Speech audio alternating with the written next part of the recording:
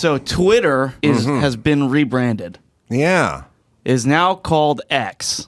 Oh, it happened, huh? It's happening. Yeah, the bird logo's gone from the website. He's feeling that Threads flex. X.com has been bought and now leads to what Twitter is. X.com. X.com. Weird. Yeah, I mean, Elon loves X, right? The Model X, SpaceX. Yeah. Like he loves the X. X.com Triple X. sounds like a revenge porn website. It sounds like a porn. It does. Yeah, exactly. Like, I know. Do you think when you see the letter X, do you think of X-Men, like triple X rated, or like X all caliber? the above now. Yeah.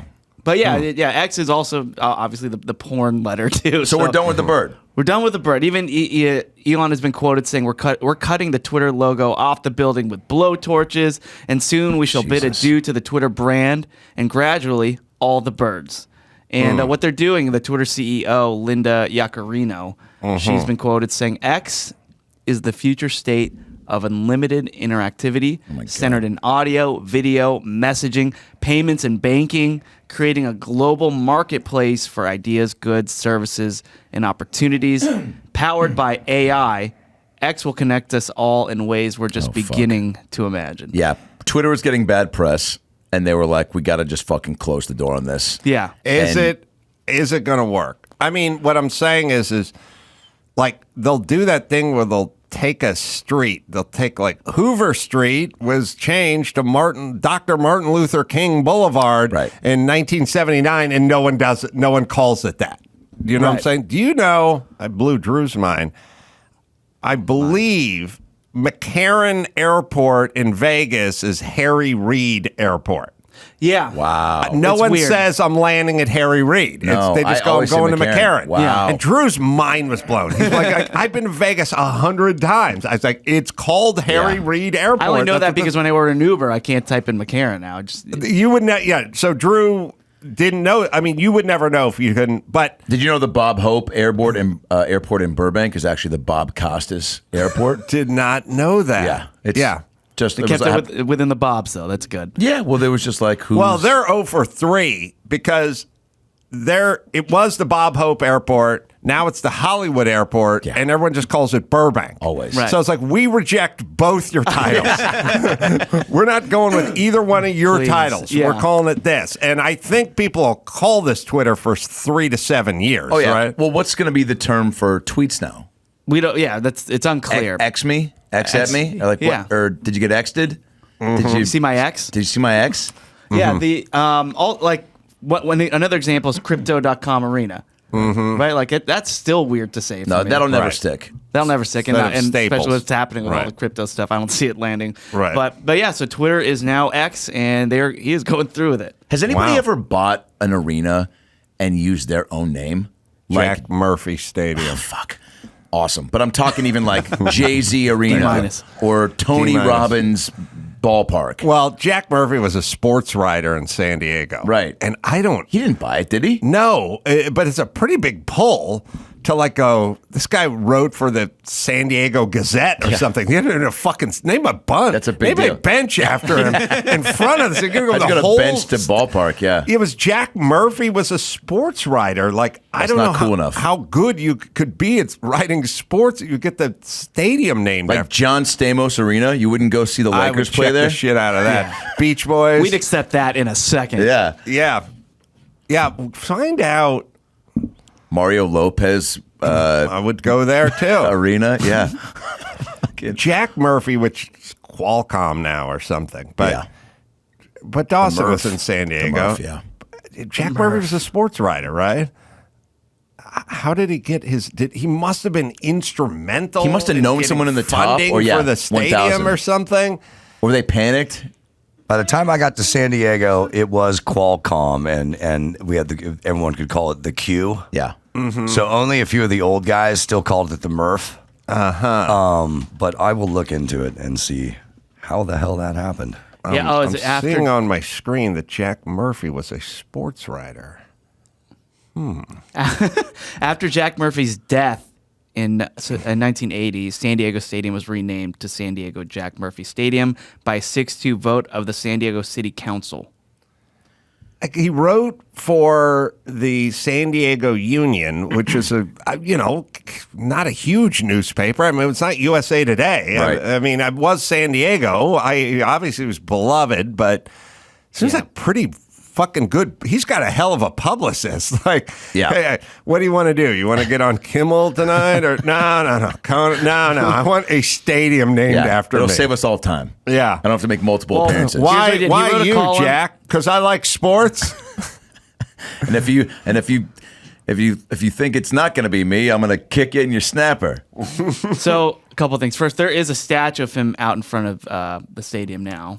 And in 1960, he wrote a column for the Union proposing the Chargers team to become a San Diego franchise because they were in LA at the time. So Right. he brought the team over. Well, he didn't bring the team over. He persuaded people to bring the By team the way, over. there's plenty. I could write a condom. I could write a column. Sorry. No? I could write a Go column with your that instincts. said it should be illegal for people to put ketchup on a hot dog, but it doesn't mean anyone would fucking Right. do it, or I was instrumental in. We're not going to rename I'd hot like dogs to Adam Carolla's. I'd like to do it. By the way, so many stadiums named Joe Robbie. Remember in Miami, now named Hard Rock. Jack Murphy, Brendan Byrne Arena in New Jersey. Then you got just surnames only: Lambeau Field, Kauffman Stadium in Kansas City, Turner Field, Robinson Field in St. Shea Stadium. That's a surname only one. Griffith Stadium, Forbes Field, Ebbets Field. Way better named after people, I think. Yeah, I agree. It's just it's cleaner. It is cleaner. Yeah, But Bob then Ford. how many of these guys own slaves? I mean, at a certain point, Yeah, fuck. certain point, they're going to get Me Too'd. Protect Jack Murphy's statue. I believe we could get any of those stadiums with rich white dudes' names on it. And I'd just go, he dropped some N-bombs back in the day. He was inappropriate with his assistant. Yeah. We could get him renamed. Yeah, I'm surprised all these people aren't trying to tear down Mount Rushmore. Yeah. Who That's are the those ultimate dudes again? statue. I don't. None of them have Popo's ever heard up of there. Popo's out. Yeah. Well, how about this? How about the Mount Rushmore of Kevin Federline's? So Yeah. if he's up there, who else we throwing up there with him?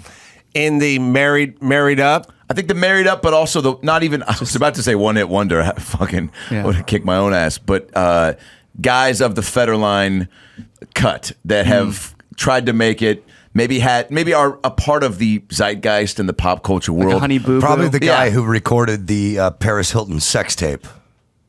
Be on there, right? Sure, maybe the director of Two Girls, One Cup. I think we got to know his name at least. Wait, we got to know his name. I'd say the cinematographer, Two Girls, One Cup. Yeah, I get. Okay, what was that guy's name? Good question. Yeah. Oh, I thought that guy was... He was pretty famous, though.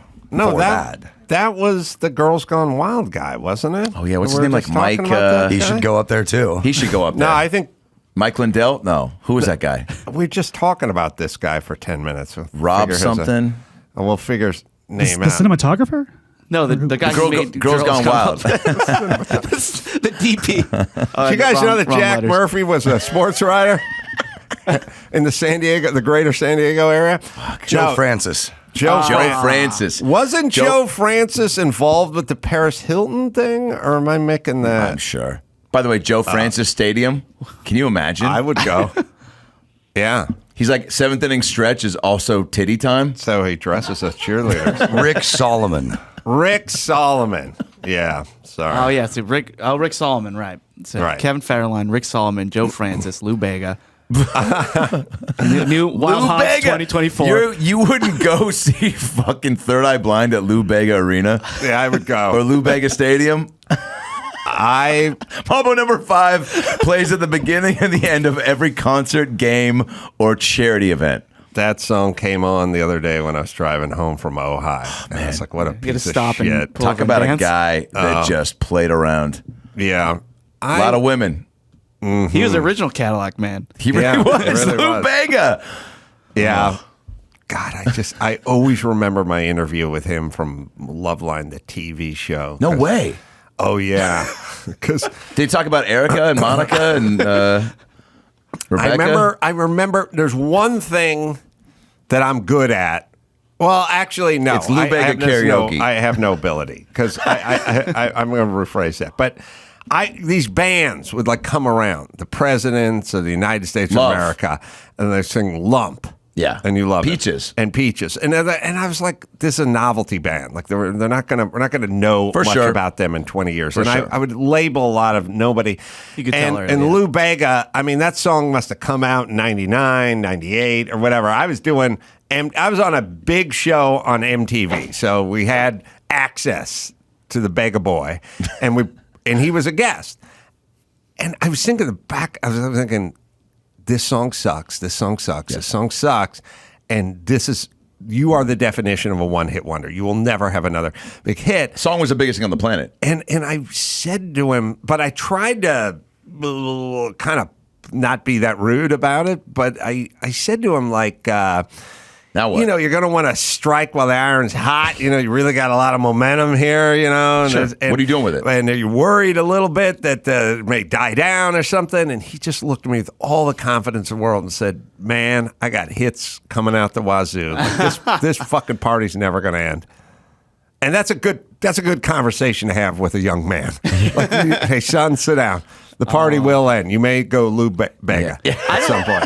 I don't know if it really has ended though, because that song is still it is now part of '90s canon. I've said this before, but like they took a survey with a bunch of Gen Zers of what songs from the '90s they can name, and that will eventually live on to be '90s canon. The top 5 songs were "My Heart Will Go On," "All Star" by Smash Mouth, "Macarena," "Wannabe" by the Spice Girls, and "Mambo No. 5." Is it Macarena or Macarena? Macarena? I don't know. It's but, okay. But We'll, yeah, we'll edit this out. Oh, this is a cover.